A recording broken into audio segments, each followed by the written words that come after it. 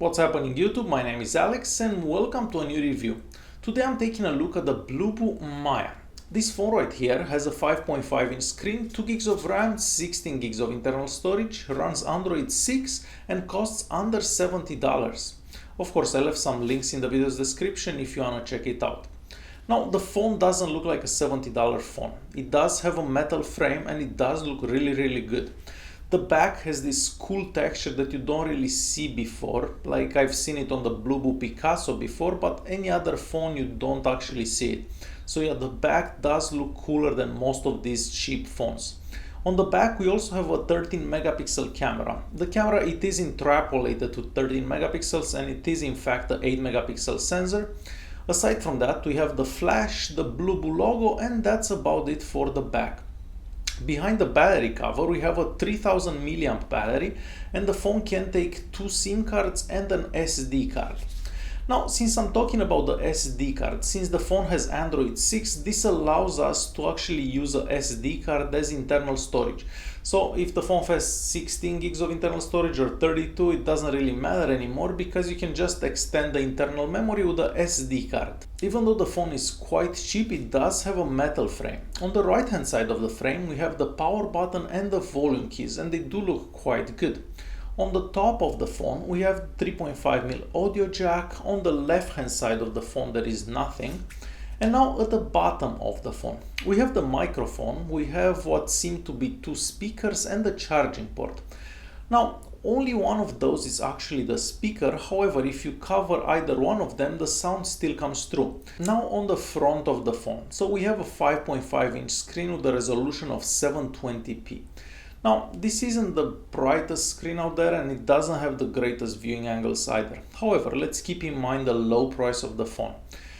If you take the phone outside in bright daylight, you're gonna have a couple of issues seeing it, and I've put my Samsung S7 Edge next to it just so you have an idea how another phone looks in bright daylight. So yeah, you're gonna have a couple of issues in direct sunlight, but for this price, I mean, you can't really expect that much. Also about the screen, it doesn't have the greatest sensitivity, so you're gonna have a couple of issues touching the screen in multiple places in the same time because this screen right here has only a 2-point touch, so you can only touch the screen in 2 places at the same time and the phone will register. Other than that, the phone will not register the touches, so that could be inconvenient if you're playing some games or if you type very fast. On the front of the phone, aside from the screen, we do have the 3 buttons at the bottom. So we have the multitasking key, the home button and the return key. One thing I don't like about this is that they are upside down from what I'm used to. So I'm used to having the return key on the right hand side. However, not a big deal and you can get used to this very easily. Aside from that, we just have the front-facing camera. This is an 8 megapixel camera. However, it is a 5 megapixel sensor interpolated to 8 megapixels.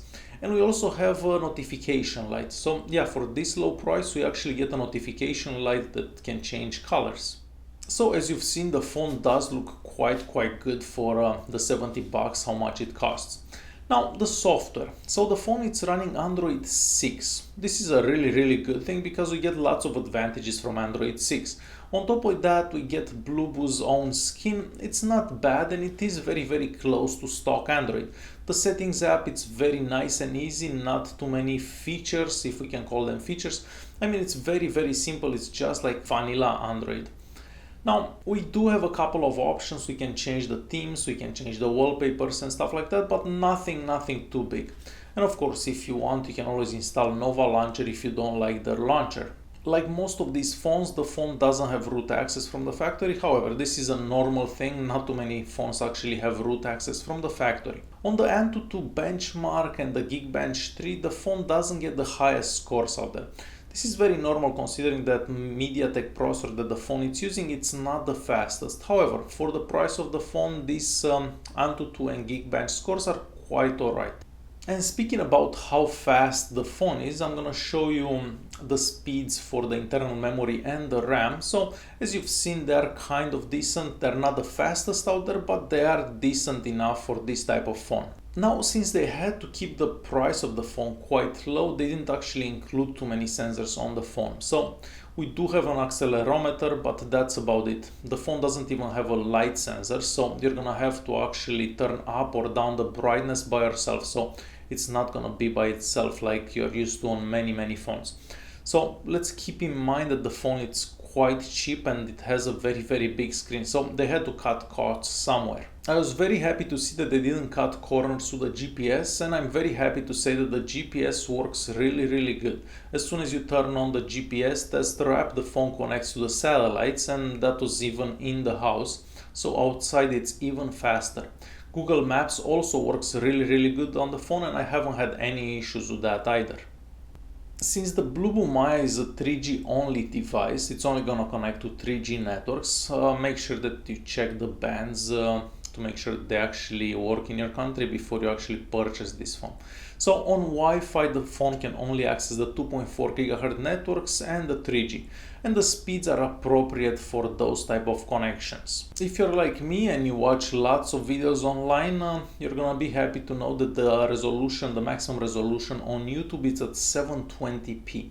And the videos seem to go very smooth, so I haven't had any issues with any video on YouTube. Now let's talk about the camera. So the camera app looks like any other MediaTek camera that you've seen out there. Not that many options, however, they're good enough for this low price point. The rear camera, it's a 13 megapixel camera, however, it is an 8 megapixel sensor interpolated to 13. It takes okay pictures in daylight, however, nighttime the pictures are absolutely horrible. So I showed you a couple of pictures taken with this phone in daylight, and they look okay. I mean, I can't really expect that much for such a cheap phone. The front-facing camera, it's also important because we all like taking pictures, selfies, right? So the selfie that I just showed you was taken with the front-facing camera. It's not that bad, and it could be okay if you're aware of the price of the phone. So for video calling and stuff like that, the front-facing camera should do fine as well.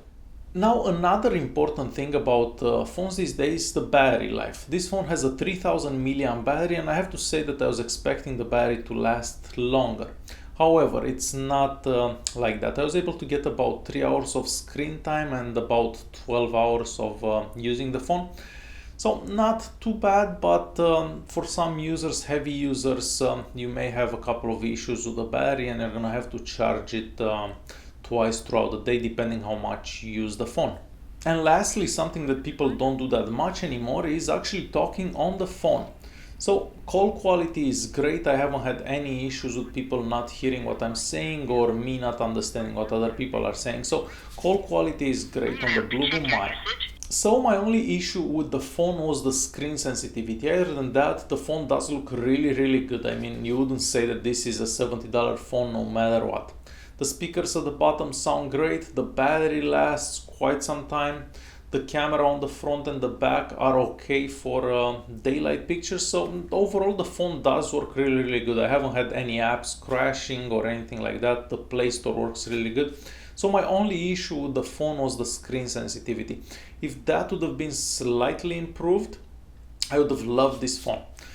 Hopefully this video was useful. If you did like it, please press the like button and don't forget to subscribe. I'll see you in the next one.